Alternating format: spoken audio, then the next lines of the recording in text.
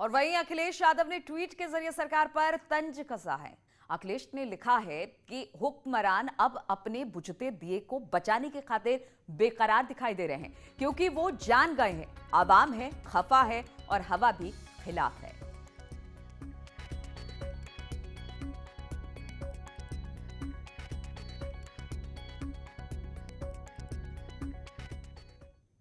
और बागपत के कलेक्ट्रेट में आरएलडी प्रत्याशी के नाम पर फर्जीवाड़ा करने वाली 3 महिलाओं के फोटो वायरल हो गए।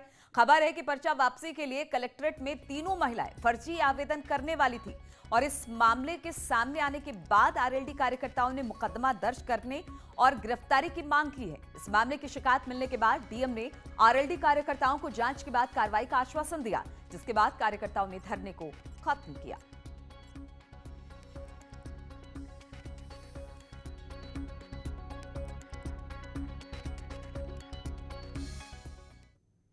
और अब बात उत्तर प्रदेश के नए डीजीपी की कर लेते हैं। तो उत्तर प्रदेश डीजीपी की रेस में मुकुल गोयल सबसे आगे चल रहे हैं। लखनऊ से सूत्रों के हवाले से जो खबर मिल रही है उसके मुताबिक डीजीपी की रेस में मुकुल गोयल का नाम सबसे आगे चल रहा है। हालांकि इस कुर्सी की दौड़ में नासिर कमाल और डॉक्टर आरपी सिंह भी शामिल बताए जा रहे हैं। इससे पहले कल यूपीएससी ने उत्तर प्रदेश सरकार को मुकुल गोयल, नासिर कमाल और डॉक्टर आरपी सिंह का नाम सौंपा।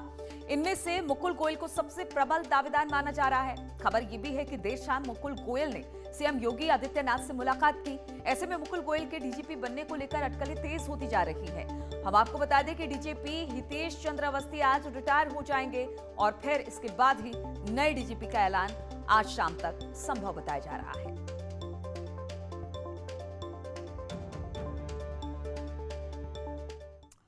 और आपको ग्राफिक्स के जरिए बताते हैं कि कौन है मुकुल गोयल।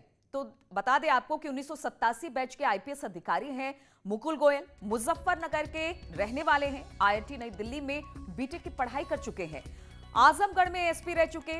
वाराणसी, गोरखपुर, सहारनपुर और मेरठ में एसएसपी की जिम्मेदारी उन्होंने निभाई थी।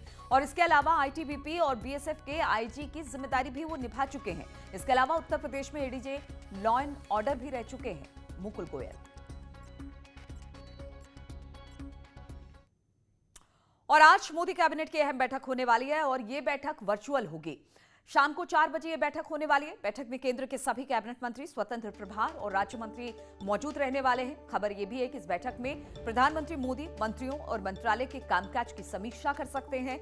पिछले दिनों छोटे छोटे मंत्रियों के ग्रुप में प्रधानमंत्री मोदी मुलाकात कर चुके हैं और सभी के मंत्रालय के कामकाज का ब्यौरा भी लिया गया है। संसद का मॉनसून सत्र भी अब 19 जुलाई से शुरू होने वाला है।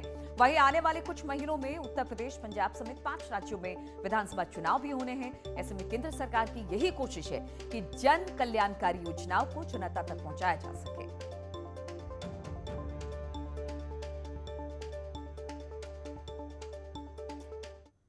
और खबर गाजियाबाद से, जहां पर लोनी कांड में गिरफ्तार उम्मेद पहलवान पर सरकार ने एनएसए लगा दिया है। उम्मेद पहलवान पर आरोप है कि उसने सोशल मीडिया पर आपत्तिजनक सामग्री डालकर धार्मिक उन्माद फैलाने की कोशिश की।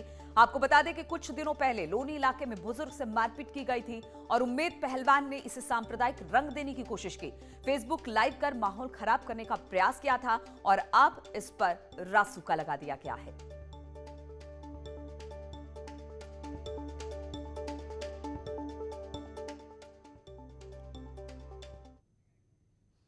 और फतेहपुर से खबर लेते हैं। यहां पर धर्म परिवर्तन का मामला सामने आया है। आरोप है कि चंगाई प्रार्थना सभा के आड़ में गरीब हिंदू परिवारों को बुलाकर उनका ब्रेन वॉश कर उन्हें ईसाई धर्म अपनाने के लिए प्रेरित किया जा रहा था।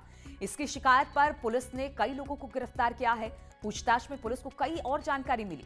आरोपी पंकज शिवहरे की बात की जाए तो उसको जब पकड़ा गया तो उसने बताया कि ईसाई धर्म उसने अपनाया है, तब से उसकी बीमारी ठीक हो गई और उसकी गरीबी भी दूर हो गई। और इसी कहानी को गरीब लोगों के बीच जाकर बताता है, उसका ब्रेन वॉश कर धर्म परिवर्तन करने के लिए प्रेरित करता है।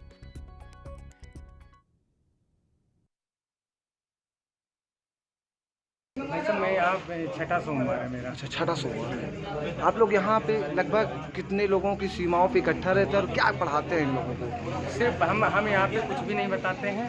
हम सिर्फ इतना बोलते हैं, देखिए मेरी ज़िंदगी में बहुत सारी तकलीफें थी। तो मैं अभी 8 महीने पहले मैं मरने के लिए सिर्फ जहर खाना, फांसी लगाना सब करता था। तो मैं जो है 8 महीने पहले जो है मैं प्रभु में मैं चंडीगढ़ गया, प्रॉफिट विजेंद्र सिंह पापा जी की चर्च में। जब वहाँ गया तो वहाँ से मैं जब आया लौट के, तो पहले मैं मतलब मुझे ऐसा लगा कि मैं मरना नहीं चाहिए मुझे। सभी लोगों को धार्मिक ईसाई धर्म अपनाने के लिए प्रेरित कर रहा था।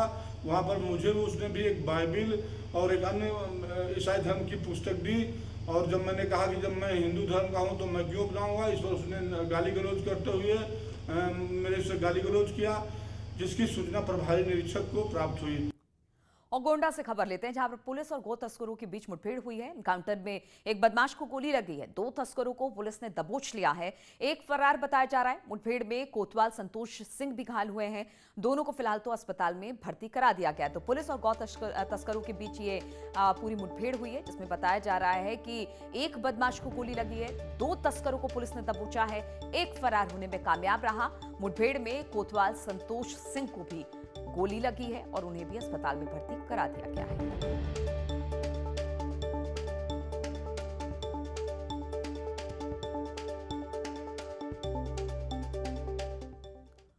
और रुकेंगे यहां पर छोटे से ब्रेक के लिए, फौरन हाजिर होते हैं।